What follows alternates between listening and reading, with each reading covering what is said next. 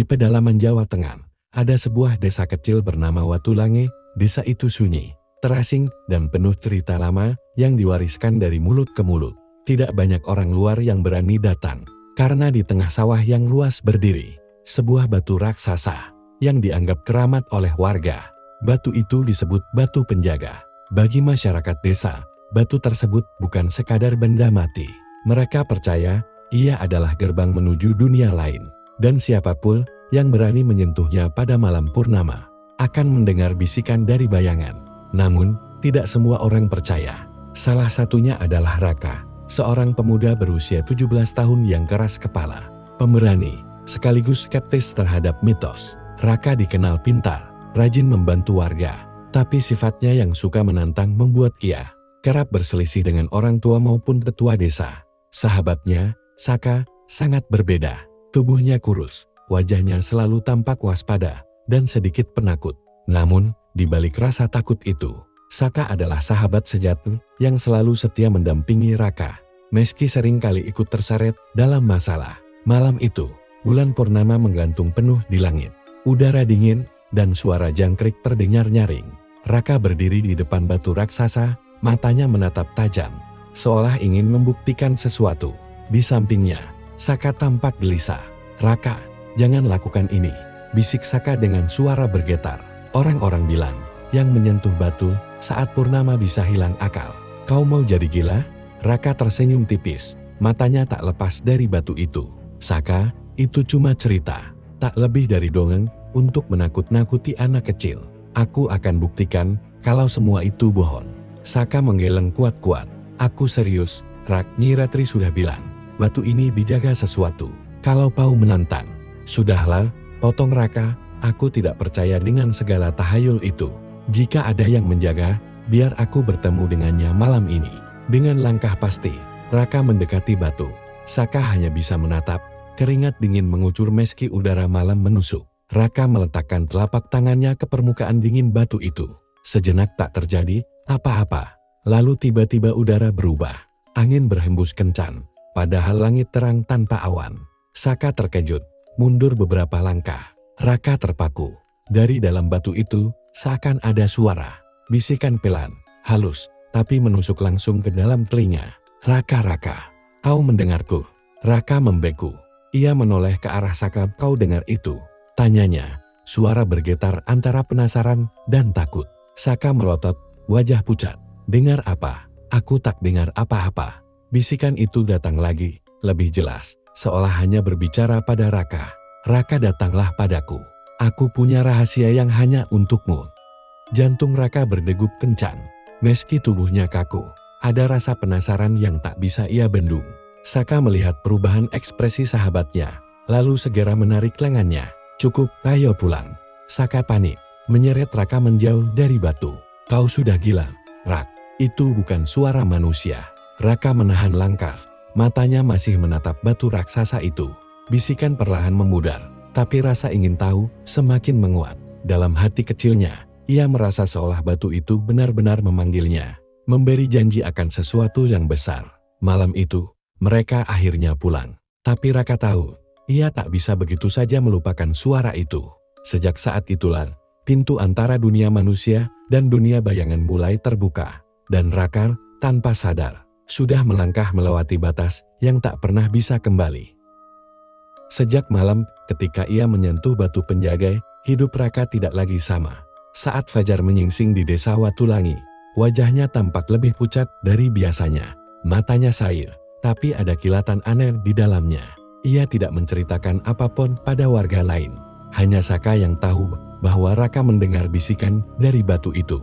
Di bawah rindang pohon beringin dekat balai desa, Saka duduk gelisah. Ia menunggu Raka yang sejak subuh menghilang.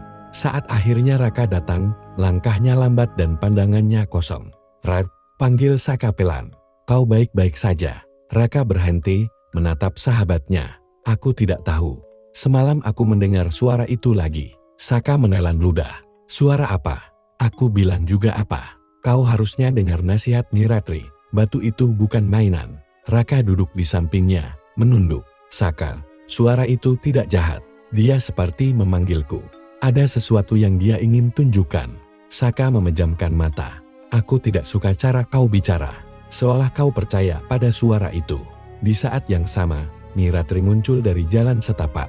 Ia membawa keranjang daun-daunan dan botol kecil berisi minyak.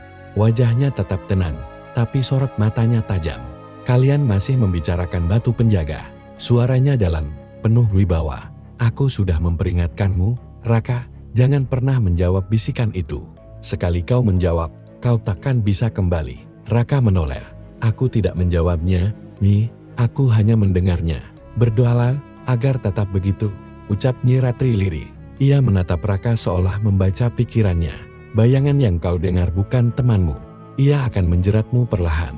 Raka menggigit bibir, menahan rasa penasaran yang semakin membakar. Ia merasa seolah hanya ia yang mengerti suara itu. Malam berikutnya, rasa ingin tahu Raka semakin tak terbendung. Saka berusaha menahannya, bahkan menawarkan tidur di rumahnya agar Raka tidak pergi. Tapi di tengah malam, Raka bangun diam-diam, menatap bulan purnama yang tergantung seperti mata raksasa di langit. Ia berjalan sendirian menuju sawah. Kabut tipis menutupi jalan, membuat langkahnya terdengar bergema. Batu penjaga berdiri tegak, siluetnya hitam pekat di bawah cahaya bulan. Raka mendekat, tangannya gemetar bukan karena takut, tapi karena dorongan yang tak ia pahami. Suara itu datang lagi, kali ini lebih jelas. Raka, dunia ini menyimpan rahasia. Ikutlah bersamaku. Ia berhenti 1 meter dari batu itu. Napasnya berat. Siapa kau? Bisik Raka tanpa sadar. Tiba-tiba angin berhembus kencang. Padi di sawah bergoyang seperti gelombang. Suara jangkrik mendadak hilang. Dan dari balik batu, seolah muncul bayangan hitam setinggi manusia. Tanpa wajah, hanya kabut pekat yang berbentuk tubuh. Bayangan itu tak bergerak, hanya berdiri. Lalu terdengar lagi suara itu, kali ini lebih dekat. Kau ingin tahu rahasiaku? Sentuh aku sekali lagi, dan kau akan melihat dunia yang tak dilihat manusia biasa.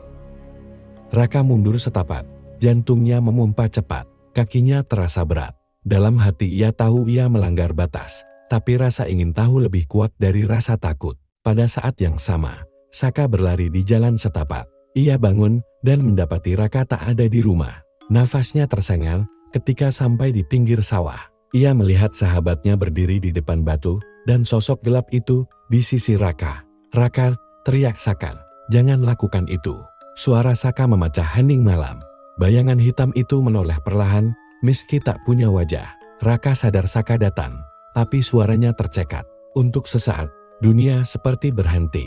Hanya ada 3 sosok, Raka yang ragu, Saka yang panik, dan bayangan hitam yang menunggu. Malam itu, bisikan yang semula hanya terdengar di telinga, Raka kini terasa mengisi seluruh udara. Dan di sanalah, takdir mereka mulai bergerak menuju jalan yang lebih gelap. Pagi di desa Watulangi terasa ganjil. Kabut tidak kunjung sirna, meski matahari sudah tinggi. Udara seperti lebih berat, membuat warga enggan keluar rumah. Sejak malam terakhir, Raka semakin pendiam. Ia jarang bicara, matanya lebih sering menerawang. Di rumah kayu sederhana milik keluarga Raka, Saka datang dengan wajah cemas. Aku tidak bisa tidur semalaman. Rak, aku terus memikirkan apa yang kulihat semalam. Bayangan itu, suaranya tercekat. Raka duduk di beranda, menatap sawah yang samar tertutup kabut. Aku juga memikirkan itu, Saka, tapi aku merasa ada sesuatu yang harus aku ketahui. Bayangan itu seperti menunggu. Saka memelototinya. Kau gila, itu bukan temang, Rak, itu sesuatu yang jahat. Kau sudah dengar sendiri peringatan Niratri. Raka menoleh, bibirnya mengeras. Kau tidak mengerti. Sejak kecil, kita diajari ketakutan pada mitos. Tapi bagaimana kalau semua itu bukan untuk melindungi kita, melainkan untuk menyembunyikan kebenaran? Aku ingin tahu kebenarannya. Saka menggeleng. Aku tidak peduli dengan kebenaran itu, kalau harus mengorbankan nyawamu. Percakapan mereka terhenti ketika Niratri lewat di depan rumah. Tetua desa itu menatap mereka sejenak, lalu berhenti. Kalian harus berhenti bermain dengan sesuatu yang tidak kalian pahami, katanya pelan, tapi tegas. Raka menatap Niratri, aku tidak menjawabnya. Nyi, tapi aku melihat sesuatu. Wajah Niratri mengeras. Sekali kau menjawab, kau akan kehilangan kendali. Bayangan itu akan membuka pintu, dan kau tidak akan bisa menutupnya lagi. Ia kemudian berjalan pergi. meninggalkan aroma daun-daunan dari keranjang yang dibawanya. Saka menatap Raka penuh cemas. Dengar dia, Rak, tolonglah, berhenti sebelum terlambat. Raka diam, dalam hatinya, bisikan itu terus terngiang. Malam tadi ia memang hampir menjawab, meski hanya sebuah kata. Dan sejak itu, setiap kali ia memejamkan mata, ia melihat kilasan dunia asing, pepohonan hitam, tanah merah, dan bayangan yang lebih besar dari sebelumnya. Hari beranjak sore, Raka memutuskan pergi ke sawah sendirian. Saka mengikuti dari jauh, tidak ingin meninggalkan sahabatnya. Di tengah kabut, batu penjaga berdiri seperti menunggu. Angin berdesir membawa suara-suara samar. Raka berdiri di depan batu, tangannya terulur. Suara itu datang lagi, lebih halus, lebih menggoda. Raka, hanya kau yang bisa mendengarku. Temanmu pengecut, kau berbeda, kau berani. Raka menutup mata, dadanya naik turun. Apa yang kau inginkan dariku? Bisiknya nyaris tak terdengar. Tiba-tiba, di belakangnya, Saka muncul. Raka, jangan bicara dengannya, teriaknya. Bayangan hitam itu mulai muncul di permukaan batu. Kabutnya berputar seperti asap pekat. Suaranya menyusup ke telinga Raka. Ayo sentuh aku lagi. Buka pintu itu. Kau akan melihat segalanya. Saka berlari, menarik tangan Raka menjauh. Cukup, kau tidak sadar apa yang kau lakukan. Raka menepis tangan sahabatnya. Lepaskan, Saka. Aku harus tahu. Untuk pertama kalinya, suara Raka meninggi pada Saka. Mata mereka bertemu. Saka melihat sahabatnya, kini berbeda. Ada sesuatu yang asing di sorot matanya. Raka berubah, ucap Saka lirih, nyaris menangis. Aku takut kehilanganmu. Raka terdiam sejenak, lalu menunduk. Bayangan itu memudar, tapi bisikannya tetap berputar di kepala Raka. Hari itu, persahabatan mereka mulai retak. Saka semakin takut, sedangkan Raka semakin terobsesi. Dan di kejauhan, Nyi Ratri mengawasi dari balik pepohonan, wajahnya muram. Ia tahu jalan yang ditempuh. Raka kian mendekat pada kutukan yang sama yang pernah menelan masa lalunya. Matahari tenggelam, kabut makin tebal. Di dalam hati Raka, pintu menuju dunia bayangan sudah terbuka sedikit lebih lebar. Kabut tipis yang sedari siang menggantung semakin pekat, seolah menelan warna-warna di sekitar.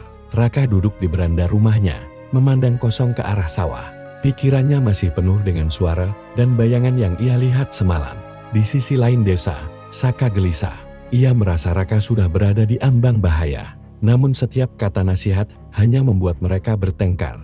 Dalam keputusasaan, Saka memutuskan mencari Nyi Ratri. Hanya tetua desa itu yang mungkin tahu jalan keluar. Di rumah panggung sederhana milik Nyi Ratri, bau harum daun kering dan minyak tanah memenuhi udara. Saka mengetuk pintu. Masuklah, Saka. Suara Nyi Ratri terdengar tenang meski tanpa ia menoleh. Saka melangkah masuk. Nyi, aku khawatir tentang Raka. Ia semakin sering ke batu penjaga. Semalam aku melihat bayangan hitam itu lagi. Nyi Ratri meletakkan botol minyak di atas meja kayu. Ia menatap Saka dengan mata dalam. Aku sudah menduga ini akan terjadi.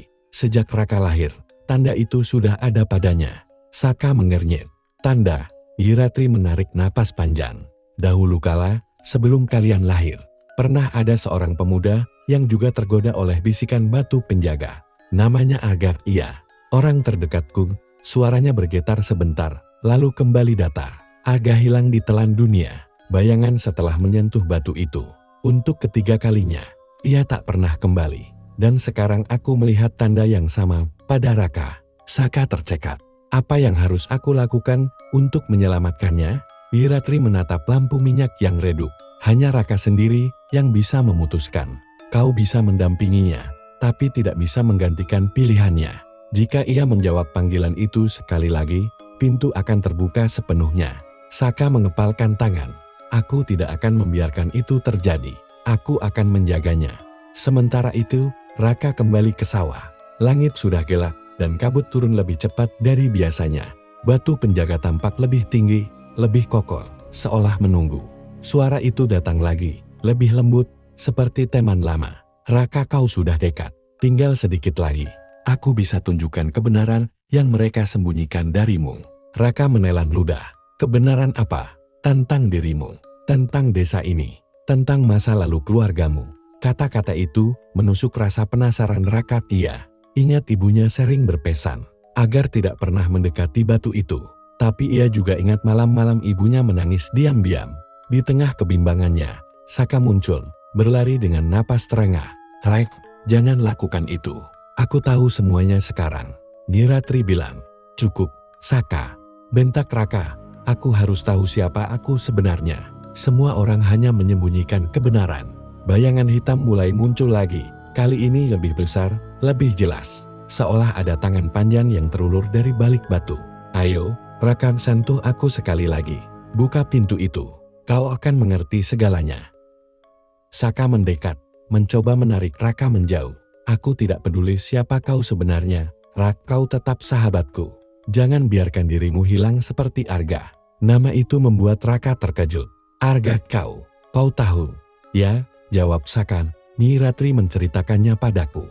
Dia kehilangan orang terdekatnya karena batu ini. Jangan sampai aku kehilanganmu juga." Raka menatap Saka, dadanya sesak. Bayangan itu masih menunggu di belakangnya. Bisikannya semakin gencar. Di dalam hati, Raka merasakan dua kekuatan tarik-menarik. Rasa penasaran akan kebenaran, dan ketakutan kehilangan satu-satunya sahabat yang selalu ada untuknya.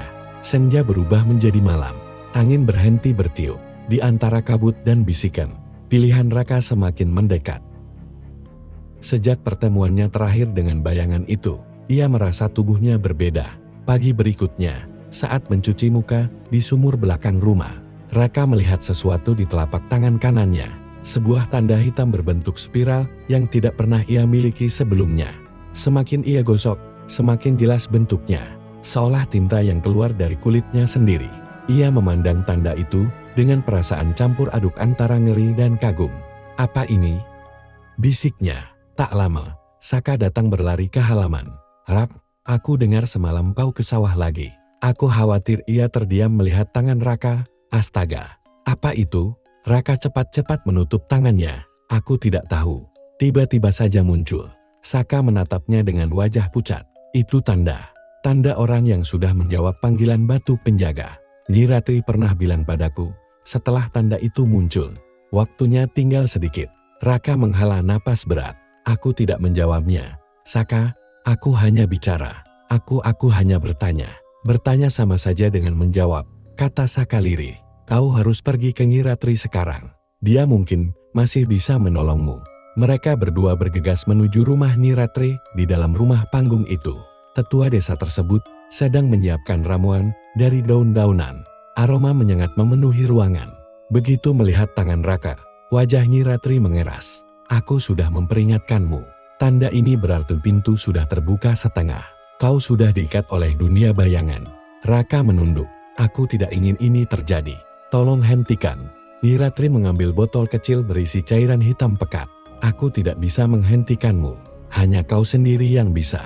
Ramuan ini hanya bisa memperlambat, bukan menghentikan. Kau harus menjauh dari batu itu sebelum malam ketiga purnama." Saka memandang Raka penuh harap. "Dengar dia, Rak, ini kesempatan terakhirmu." Raka menggigit bibir, menahan konflik di dalam dadanya. Ia ingin berhenti, tapi rasa ingin tahu tentang masa lalu, keluarganya dan rahasia desa ini semakin menguasai pikirannya. "Kalau aku menjauh, aku tidak akan pernah tahu kebenarannya." Niratri menatapnya dalam-dalam. "Kebenaran itu tidak sebanding dengan nyawamu. Kau harus memilih, Raka." Malamnya, Raka berbaring di kamarnya. Ramuan dari Niratri ia oleskan ke tanda di tangannya. Tanda itu terasa panas, seperti bara yang tertanam di kulitnya. Di telinganya, suara itu datang lagi, meski lirih. "Raka, mereka berbohong. Aku bisa tunjukkan asal-usulmu, asal-usul ibumu." Raka menutup telinga, menggigit bibir. "Diam-diam," bisiknya. Tapi suara itu makin jelas. "Hanya satu sentuhan lagi, Raka, kau akan melihat segalanya." Air mata menetes di pipinya. Dalam kegelapan kamar, ia merasa sendirian. Saka mungkin satu-satunya yang mengerti. Tapi Raka tahu besok ia akan semakin sulit mengendalikan dirinya. Di kejauhan, angin berdesir membawa bau tanah basah. Batu penjaga seperti memanggil dalam diam. Dan di suatu tempat, Niratri berdoa, berharap kali ini sejarah tidak terulang. Hari-hari berjalan dengan ketegangan yang kian terasa. Kabut yang tadinya hanya turun malam kini mulai muncul sejak sore. Burung-burung enggan hinggap di pepohonan. seolah alam ikut merasakan ada sesuatu yang mendekat. Di rumahnya, Raka duduk memandangi telapak tangannya. Tanda spiral hitam itu kini semakin jelas, berdenyut seperti nadi. Setiap kali ia menutup mata, kilasan dunia asing itu muncul, pohon-pohon hitam, tanah merah, bayangan yang lebih besar dan lebih nyata. Saka datang membawa bungkusan daun dari Niratri. Ini ramuan terakhir, ucapnya. Napasnya berat. Niratri bilang malam ini, malam ketiga purnama. Jika kau tidak menjauh dari batu penjaga sekarang, kau tidak akan bisa kembali. Raka menatap sahabatnya. Aku tahu, Saka, tapi aku juga tahu. Suara itu benar. Dia tahu sesuatu tentang keluargaku. Saka menggeleng, suaranya nyaris putus asa. Kebenaran tidak sepadan dengan jiwamu. Kau masih bisa berhenti, Rak, kau masih bisa selamat. Raka terdiam, memandang tanda di tangannya. Dalam hatinya, suara itu kembali berbisik lembut malam ini, Raka, malam ini pintu akan terbuka sepenuhnya. Hanya satu langkah lagi, dan semua rahasia akan terbongkar. Senja berubah menjadi malam. Bulan purnama menggantung besar dan merah di langit. Tanda yang jarang terlihat. Kabut turun lebih tebal, menutupi jalan setapak menuju sawah. Raka bangkit. Aku harus pergi. Saka berdiri menghadang. Tidak, kau tidak boleh ke sana. Aku harus tahu siapa aku. Suara Raka gemetar tapi tegas. Aku harus tahu apa yang mereka sembunyikan. Saka mengepalkan tangan. Kalau begitu aku ikut denganmu. Aku tidak akan membiarkanmu sendirian di sana. Mereka berjalan bersama menuju batu penjaga. Angin berhenti. Suara jangkrik lenyap. Hanya suara langkah kaki mereka di tanah basah. Batu raksasa itu tampak lebih gelap dari biasanya. Seperti lubang besar yang menelan cahaya bulan. Begitu mereka mendekat, bayangan itu sudah menunggu. Kali ini tubuhnya menjulang. 2 kali lebih tinggi dari manusia. Dengan bentuk yang lebih jelas meski tetap tak berwajah. Tangan panjangnya terulur ke arah Raka. Raka, waktunya tiba. Sentuh aku, dan kau akan tahu siapa dirimu. Kau akan tahu rahasia ibumu. Kau akan tahu rahasia desa ini. Raka terhenti satu langkah di depan bayangan itu. Tangannya terangkat perlahan, seolah tidak lagi ia kendalikan. Saka berteriak, mencoba menariknya. Rek, jangan. Ingat ibumu. Ingat kita. Kau akan hilang. Raka menoleh sebentar, matanya berkaca-kaca.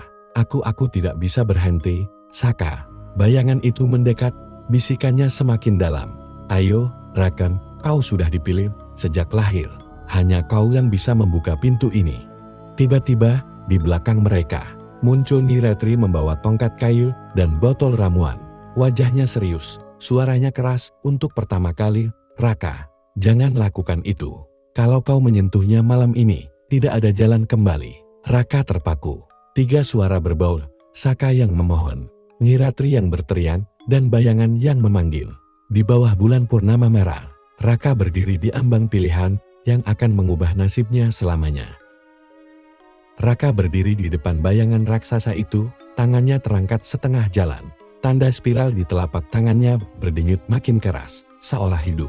Saka masih berusaha menariknya. Rak, dengar aku. Jangan lakukan ini, teriaknya. Niratri melangkah maju, menancapkan tongkat kayunya ke tanah, hingga menimbulkan bunyi keras. Dari ujung tongkat itu, keluar asap putih tipis yang berputar seperti pusaran angin. Bayangan itu hanya tertawa lirih, suara tanpa bibir yang menggema di kepala mereka. Kau tidak bisa menghentikannya, Ratri, dia sudah milikku sejak lahir.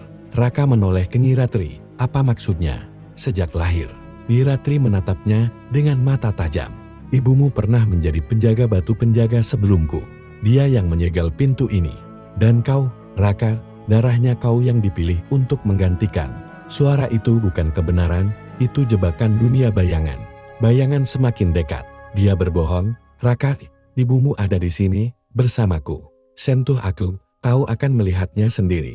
Raka memejamkan mata, tangannya gemetar. Di kepalanya muncul wajah ibunya yang samar, senyum lembut yang ia rindukan. Suara bayangan itu terasa begitu meyakinkan. Tapi suara Saka juga ada, lirih dan penuh ketulusan.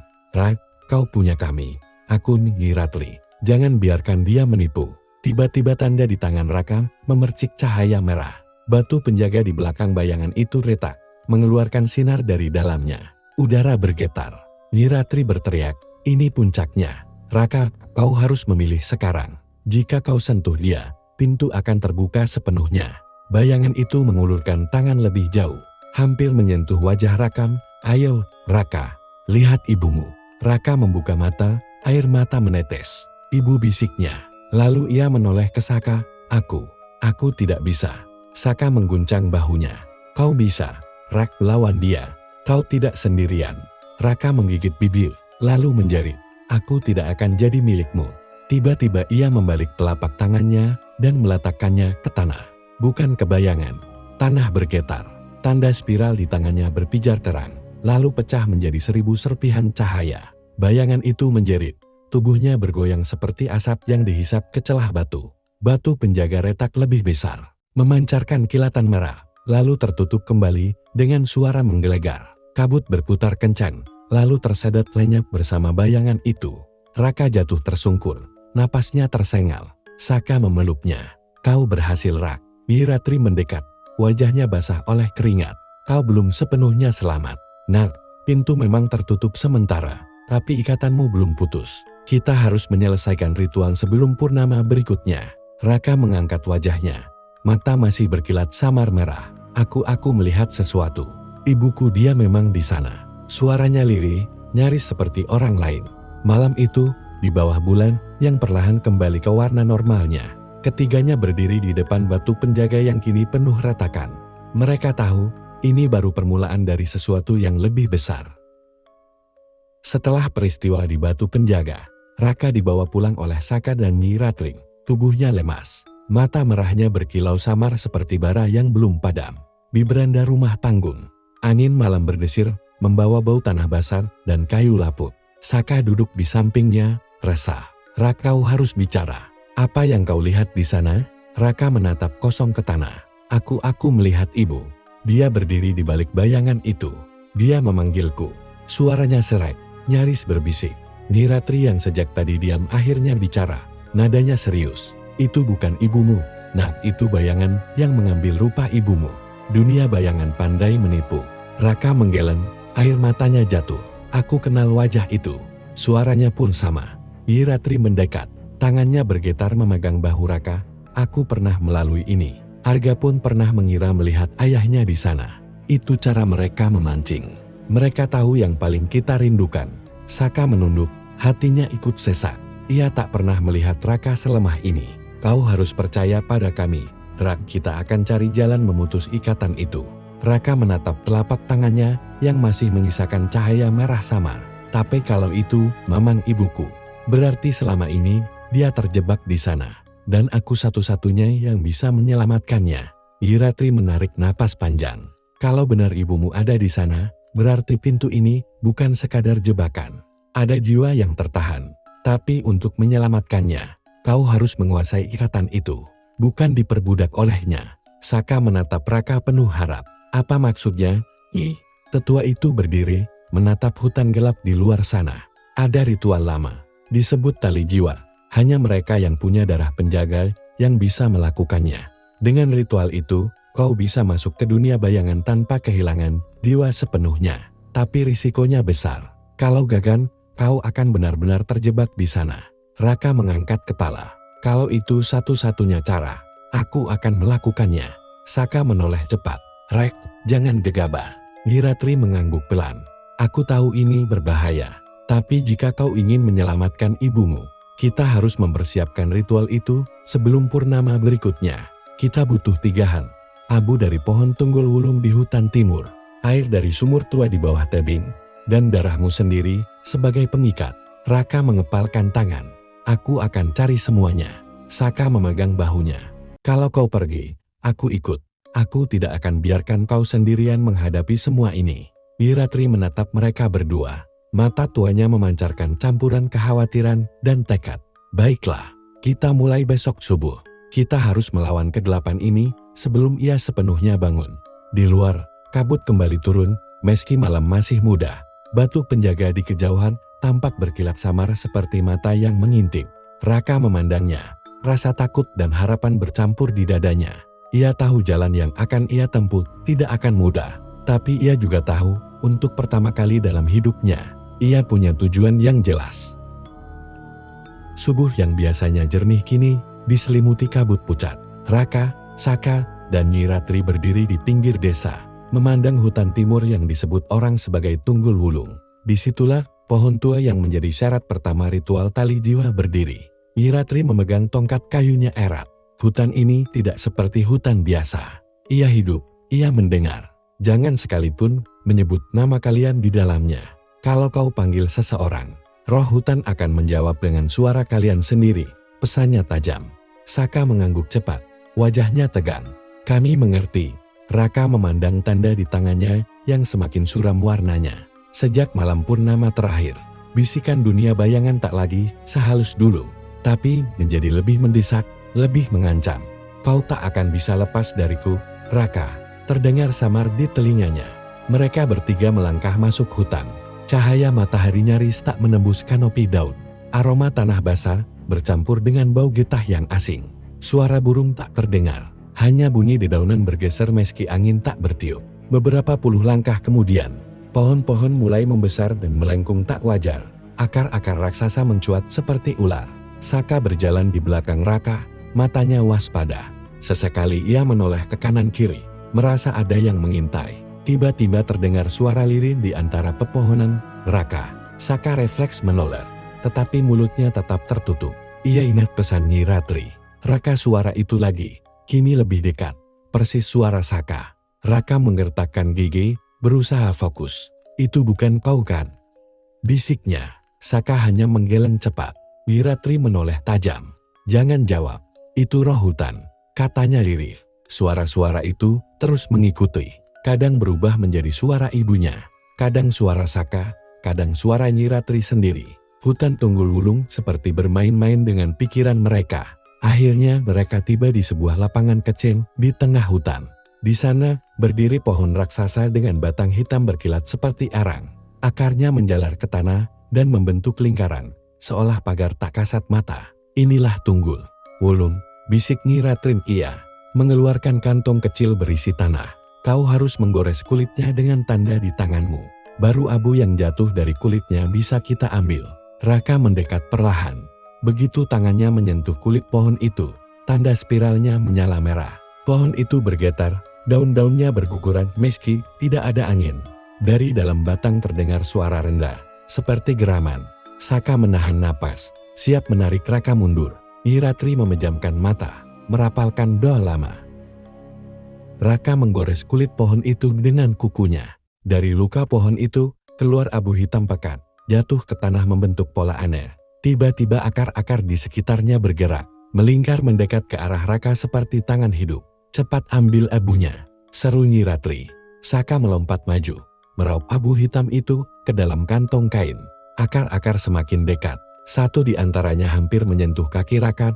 Dengan tenaga terakhirnya, Raka melompat keluar lingkaran akar. Begitu mereka bertiga keluar dari lingkaran, pohon itu berhenti bergerak. Suara-suara hutan lenyap, menyisakan kesunyian menekan. Mereka bertiga berdiri terengan di pinggir lapangan kecil itu. Saka memegang kantong abu hitam.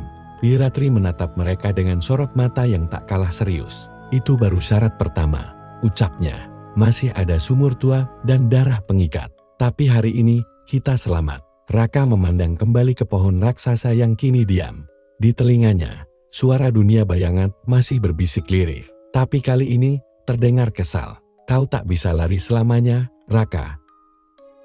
Ketika Raka, Saka, dan Nyi Ratri berangkat menuju tebing selatan desa, di sanalah konon tersembunyi sumur tua yang menjadi syarat kedua ritual tali jiwa air.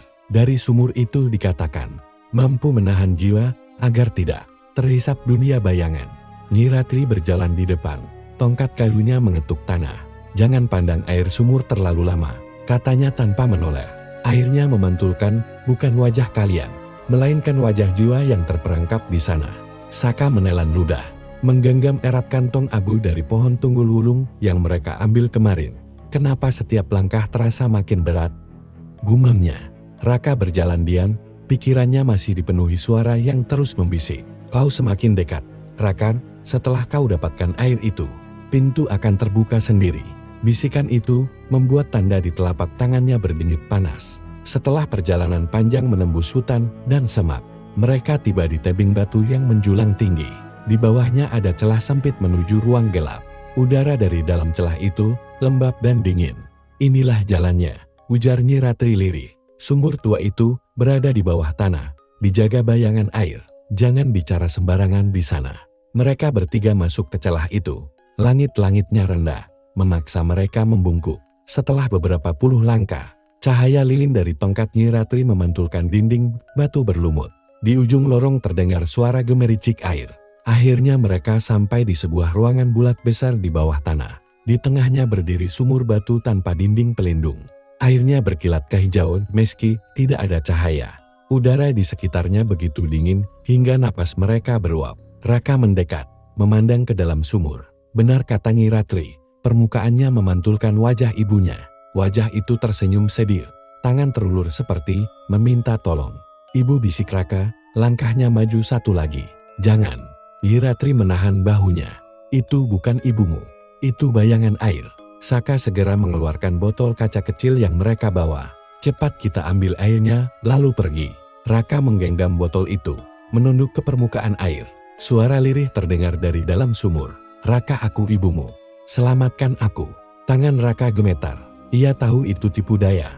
Tapi suara itu menusuk hatinya. Airnya berputar pelan, menciptakan pusaran kecil yang makin lama makin besar. Rak, Saka mengguncang bahunya. Ingat pesan Nyi Ratri. Dengan susah payah, Raka menundukkan botol tanpa menyentuh air dengan tangannya. Air hijau itu masuk ke dalam botol, memancarkan cahaya samar. Begitu botol penuh, pusaran air berhenti, wajah bayangan itu memudar. Namun dari dasar sumur, terdengar raungan rendah, lalu semburan air hitam melesat ke arah mereka. Nyi Ratri cepat menancapkan tongkat ke tanah, mengucap mantra kuno. Asap putih dari tongkatnya membentuk perisai tipis yang menahan semburan air hitam. Cepat keluar, seru Nyi Ratri. Saka menarik Raka mundur. Mereka bertiga berlari keluar lorong. Suara raungan masih menggema di belakang mereka. Begitu sampai di luar celah tebing, cahaya matahari samar menyambut mereka. Nyi Ratri jatuh berlutut. Napasnya berat. Kita berhasil. Syarat kedua sudah didapat. Raka memandang botol air hijau di tangannya. Bayangan ibunya sudah hilang. Tapi bisikan itu kembali datang. Lirih namun tajam. Pau semakin dekat. Raka, sebentar lagi aku bebas. Raka menggenggam botol itu lebih erat. Tekadnya menguat meski ketakutan menyelinap. Dua syarat sudah terpenuhi. Tinggal satu lagi, darah pengikat. Raka, Saka, dan Nyi Ratri berkumpul di rumah panggung. Di tengah ruangan, Nyi Ratri telah menyiapkan altar kecil dari kayu jati. Di atasnya terletak kain putih, mangkuk tanah liat, dan lilin-lilin yang menyala redup. Inilah saatnya, kata Nyi Ratri dengan suara berat. Syarat terakhir ritual tali jiwa adalah darah pengikat. Darahmu sendiri, Raka. Raka menelan ludah. Berapa banyak? Cukup setetes. Tapi harus keluar dari kehendakmu sendiri. Bukan karena paksaan, jawab Nyi Ratri. Saka berdiri di sampingnya, wajahnya cemas. Kau yakin ini aman, Nyi? Tidak ada yang aman, jawab Nyi Ratri jujur. Tapi ini satu-satunya jalan untuk membuka jalur ke dunia bayangan tanpa kehilangan jiwa sepenuhnya. Raka menatap abu hitam dalam kantong dan botol air hijau di meja. Bisikan samar kembali terdengar di telinganya. Kau semakin dekat, Raka. Sebentar lagi aku bebas. Ia menggenggam pisau kecil yang sudah disiapkan. Tangannya bergetar, tapi matanya mantap. Kalau ini untuk menyelamatkan ibu, aku akan melakukannya. Nyi Ratri mengangguk. Letakkan abu di mangkuk. Tuangkan air sumur ke atasnya, lalu teteskan darahmu. Mantra ini akan membuka jalur. Ingat, sekali kau masuk, jalan kembali hanya ada satu. Selesaikan ikatanmu atau terjebak selamanya. Raka mengikuti instruksi itu. Abu hitam dituangkan ke mangkuk tanah liat. Air hijau dituang di atasnya. Cairan itu mendesis, mengeluarkan asap tipis beraroma logam dan tanah basah. Pisau kecil itu kemudian ia goreskan perlahan ke ujung jarinya. Setetes darah merah jatuh ke cairan. Seketika asap berubah menjadi merah gelap. Lilin-lilin bergetar seperti ditiup angin, padahal pintu tertutup rapat. Saka menahan napas, matanya tak lepas dari mangkuk. Apa yang terjadi? Nyi Ratri mulai melantunkan mantra kuno. Suaranya rendah namun menggetarkan ruangan. Asap merah itu berputar naik, membentuk pusaran kecil di udara. Di tengah pusaran samar terlihat bayangan pintu batu berukir spiral. Pintu ke dunia bayangan. Raka merasakan tanda di telapak tangannya menyala panas. Tapi kali ini bukan menyakitkan, melainkan seperti memanggil. Aku merasakannya. Pintu itu, katanya lirih. Nyi Ratri berhenti melantunkan mantra. Pintu sudah terbuka. Kau punya 1 malam purnama untuk menyelesaikan ini. Setelah itu pintu tertutup selamanya. Saka memegang bahu Raka, suaranya serak. Kau tidak sendiri. Aku akan ikut. Raka menatapnya. Tidak, Sak, ini ikatan darahku. Kalau kau ikut, kau bisa terjebak. Kalau kau terjebak, aku juga akan ikut terjebak. Balas Saka, matanya keras. Aku tidak akan membiarkanmu sendirian menghadapi semua ini. Nyi Ratri menatap mereka berdua, wajahnya campuran khawatir dan kagum. Baiklah, kalau begitu kita harus siap malam ini. Dunia bayangan tidak akan menunggu. Di luar, suara serangga mendadak hilang, digantikan kesunyian yang menekan. Kabut mulai turun lebih tebal, menyelubungi desa. Mangkuk tanah liat di atas altar bergetar pelan. Asap merahnya memanjang ke langit-langit seperti tangan yang memanggil. Raka menatap pusaran itu. Di telinganya, suara ibunya kembali terdengar. Kali ini jelas sekali. Aku menunggumu, Nak. Tekadnya semakin kuat meski rasa takut menghimpit. Malam ini, segalanya akan ditentukan. Rumah panggung Nyi Ratri di dalam. Raka dan Saka berdiri di depan. Pusaran merah yang terbentuk dari ritual tali. Jiwa pusaran itu kini sudah menjadi gerbang penuh ukiran spiral. Berdenyut seperti napas. Begitu kalian masuk, waktu di sini dan di sana berbeda, kata Nyi Ratri dengan suara bergetar. Di dunia bayangan, 1 malam di sini bisa berarti berhari-hari di sana. Ingat mantra pemutus yang aku ajarkan. Itu satu-satunya jalan keluar. Raka mengangguk, memandang sahabatnya. Kalau sesuatu terjadi padaku, jangan bicara seperti itu, potong Saka. Kita mulai bersama. Kita pulang bersama. Raka menggenggam kantong abu tunggul wulung dan botol air sumur tua. Di telapak tangannya tanda spiral menyala terang. Suara ibunya terdengar semakin jelas dari balik pintu. Aku menunggumu, Nak. Tanpa menunggu lagi, ia melangkah ke dalam pusaran.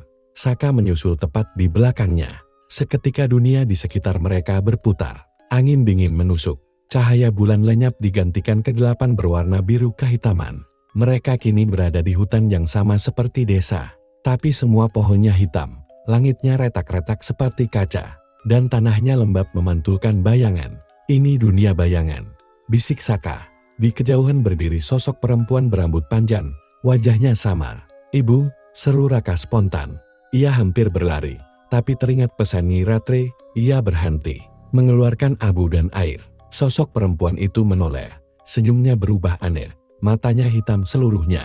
Suaranya mendesis. Kau datang juga.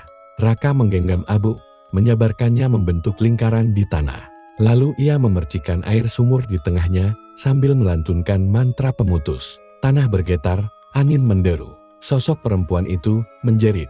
Tubuhnya bergetar dan retak seperti cermin. Raka suaranya berubah lembut. Aku ibumu. Jangan tinggalkan aku. Air mata mengalir di pipi Raka. Kalau kau benar ibuku, tunjukkan wajahmu.